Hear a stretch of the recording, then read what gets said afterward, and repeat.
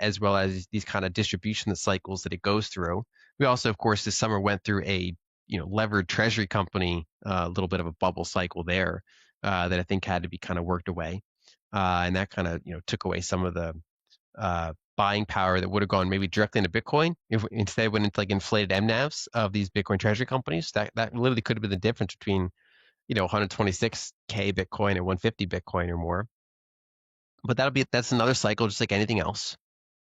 I think going forward, you have to kind of take each month, each year for what it is, rather than assume that you're kind of owed a bull market just because it's that part of the cycle. You're owed a bear market just because it's that part of the cycle. And I think that's yet another narrative that Bitcoin has to kind of shake away, and that it over time will shake away.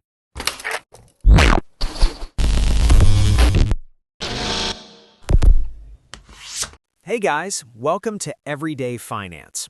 Though the underlying mechanics point to a reset rather than a reversal, Bitcoin's repeated rejection at $90,000 has clearly caused frustration. Following the most recent push higher, there was a strong reverse that resulted in overextended leverage and the loss of hundreds of millions in futures liquidations. Simultaneously, open interest in futures has dropped to multi-month lows, indicating a significant unwind in leverage. By clearing crowded trades and reestablishing the equilibrium between longs and shorts, this type of contraction frequently lessens market instability. Derivatives data, such as a steady futures basis and more relaxed options pricing, suggests that downside risk may be lessened despite the volatility. In this situation, Bitcoin appears to be halting rather than failing, waiting for circumstances to change before making another significant move. Well, yeah, I mean, I think it depends on time horizon, and it depends on how successful Bitcoin is. Gold and fiat have been able to coexist for many decades. Bitcoin is kind of a faster, harder gold. As long as Jeff Booth would say, as long as it remains decentralized and secure, then it's basically kind of the apex predator of monies. And kind of like how dollars can crowd out developing market currencies, Bitcoin can eventually crowd out the dollar. We're talking, orders of magnitude difference here. So Bitcoin, depending on price action, something like a $2 trillion network. You're up against a at minimum tens of trillions network, but really when you include all the bond markets and everything, it's more like a hundreds of trillions network. These ledgers, these powers have the ability to tax other assets. They have the ability to declare things legal tender. They can put pressure on liquidity of systems, so they might not be able to harm the asset itself, like something like gold or Bitcoin, but they can say, well, if you own it, we're going to do our best to surveil that fact and tax it and slow it down and add frictions where we can. And so I think it's a very long-term process for something like Bitcoin to 10x or 30x and start kind of being at the scale that would be like a completely viable power compared to the U.S. and China and these really the biggest currency blocks in the world. But yeah, if it's able to kind of get super big at the same time as you have kind of these long-term fiscal deficit issues really start to increasingly have their problems, and countries have to take more overt actions to try to protect their currency. Things like you see in developing countries, capital controls and yield curve control and kind of this kind of yield suppression that happens. And it kind of, the mask comes off and more people flee to those assets. It can become kind of like there's two separate worlds there and there's one that's kind of decentralized and resistant to debasement. The other one is centralized and increasingly rapidly debasing. I guess my view is that it probably would take quite a while if we reach that phase, and Bitcoin has to be tested in pretty much every way. It's already been tested by the flurry of altcoins. It's always tested by just the long-term risk of quantum and whatever kind of fears people have around the technical sustainability of it. Right now we're obviously seeing discussions around non-monetary data in the blockchain and what, if anything, should be done about that. So it has to kind of go through almost every test imaginable. Governments have tried to ban it, and in some cases pulled the ban back, or the government's own like legal system. Sometimes you have independent courts, and there's kind of money will come in and try to challenge certain bans. And it's this long-term thing that has to go through for decades to test itself to be super viable and resilient, and then grow large enough to challenge some of these really big systems.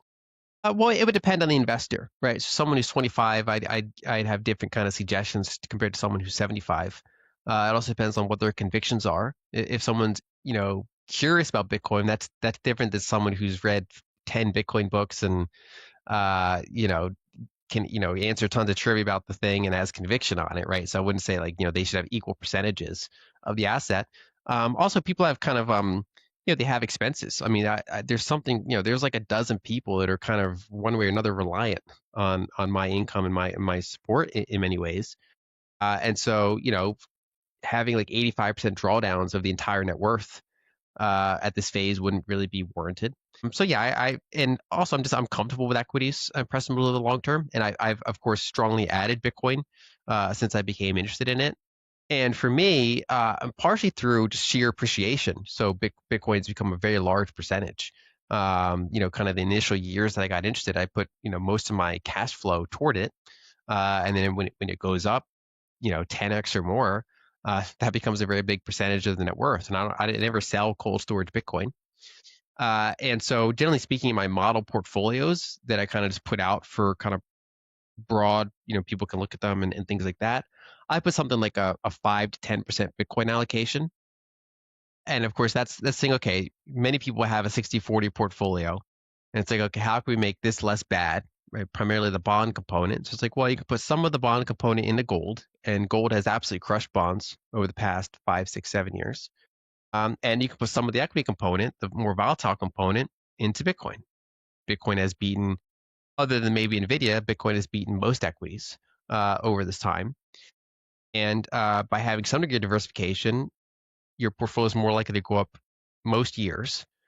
So I mean, since like the peak of Bitcoin in 2021, gold has outperformed Bitcoin, kind of surprisingly for like a now 4 year stretch or so. And so having a little bit of both can help. Now, for my kind of personal allocation, it's much higher than 5 to 10%. Again, partially just because of sheer appreciation and never rebalancing. So it really much depends on the person and their conviction, and their what their needs are, their volatility tolerance. But generally speaking, it's a combination diversification, but then kind of leaning in when you're convicted about something. And for me, that's Bitcoin. That's been precious metals, and then to some extent, it's been certain equities when I want a lower volatility ballast or income from those investments. I do, yeah. I think before I kind of got convicted on Bitcoin, I generally found a lot of the work that I do in finance to be somewhat depressing because I would kind of point out the issues. I would see this kind of fiscal dominance coming, see the issues with kind of passive investing and index investing and kind of the centralization tendencies that all has. And I wouldn't really have a great answer. Whereas once I kind of got convicted that Bitcoin is going to work, that it's basically well designed and then it's got the best shot that I've seen for a new system, then in addition to treating it like an asset I own, is also something I poured my time into. So it's something that I like at Ego Death Capital, we invest in startups that are building on Bitcoin, improving privacy, improving payment rails, and making it easier to take self custody of it, to buy it without kind of altcoin casino distractions. Whatever the case may be, anything that kind of brings utility to the network and makes it easier for people to use the network. Um, and so, I've took time to write a book about it, or at least partially about it. And it's once you see it, it's kind of like it's hard to unsee. And so people tend to shift more of their capital and more of their time to it if they become convicted, and I'm no exception. A number of data points seem negative at first glance. A wave of withdrawals from spot Bitcoin ETFs has occurred, and as gold and silver rise in response to policy uncertainty and debt worries, dread has returned. Zoomed out, however, these flows only make up a small portion of the entire amount of institutional capital that has already been committed. Long-term observers counter that we might already be past the worst. According to Samson Mao, the last 12 months have resembled a finished bear phase, and the current market behavior is more indicative of consolidation than collapse. Others agree that even though Bitcoin is on the verge of another decline in value, long-term holders have already experienced peak suffering. The contemporary moment is defined by the consequent conflict between seeming fear and unbroken fundamentals. Well, I think the main one, and I catalog this a lot in Broken Money, is that for centuries, almost every technological innovation we had on money further centralized it. Every friction that existed, they'd solve it with another centralized layer. So if we wanted to send money, we would say, well, we'll both have a bank, we'll have an account at this banker, and we can just tell them to update our ledger, and occasionally we can withdraw or deposit, but instead of doing that every time, we can just tell them update the ledger. If we're in different, if we're further out, or if we use different banks in different countries, we can have a series of intermediate layers. You can have bigger banks to connect those other banks. You can have central banks connect them. You can have the biggest central bank of all kind of connect the other central banks. And you basically just build this nested series of centralized ledgers, which is super efficient. But then with a stroke of a pen, the people that run the ledger can default on you. They can seize your funds. They can, do all that stuff. And basically, a lot of this was the fact that, what we used as money, gold and silver, as kind of durable as they might be, they're slow. Yeah. And so as we kind of entered the telecommunications age, starting with the telegraph and going from there over the past 150 plus years, we've had to kind of find ways to abstract it, move it around quicker on these centralized rails. What Bitcoin represents is a way to kind of move final value without centralization. So it's kind of the first monetary technology that doesn't just kind of build another layer of centralization on what we already have. It kind of runs in parallel from it, kind of fixes the root layer itself, and gives a whole nother path. And of course, when it's super early, it has to be tested, see if it even works over a handful of years. Then you have to see, can it be attacked? Can it be banned? Can it, how robust is it? And now that it's 17 years and almost 17 years and going, it just kind of keeps I think surprising to the upside. What's powerful is that it's just a fundamentally new way of kind of stripping out the importance of the middleman. I don't think it removes all middlemen everywhere in the sense that it's not something that kind of on one layer scales to everyone. But what it does is it kind of it takes the central bank itself, decentralizes that basically. You have kind of gold combined with its own settlement rails, in a sense, digital gold. And then on top of that, it's this open source layer that anyone can build on. They can build L2s, they can build if they want custodial situations, anything in between, and people can kind of choose their own layer that makes sense for their specific purpose. Whereas in the current fit system, you don't get to choose. You don't get access to the central layer. You only get access to the layer 2 and above, and it's a permissioned, centralized debasing system. So that's basically what's powerful. It's something that is, has lower supply growth than gold and moves as fast or faster than fiat. And so that's a powerful combination. Yes, yeah, and I mean, I think it kind of like how I've used this analogy before. That when the car kind of got mass produced, it became the symbol of freedom. That you could go anywhere, and some people are like hyper. They can kind of practically build their own car from scratch. They can fix their car. They know how their car works. Other people are they're more hands off. They might just buy a car and bring it to mechanics sometimes. They might even just lease a car. They don't have their own car. And so people can kind of choose their own adventure for how hands-on they want to be with that, with home ownership, with other things. I think Bitcoin's kind of like that, where it gives the option where people can self-custody and move around their own money without kind of a centralized layer. I think many people, they want reversible transactions, or they don't want to have their entire net worth, stored on seat plates somewhere.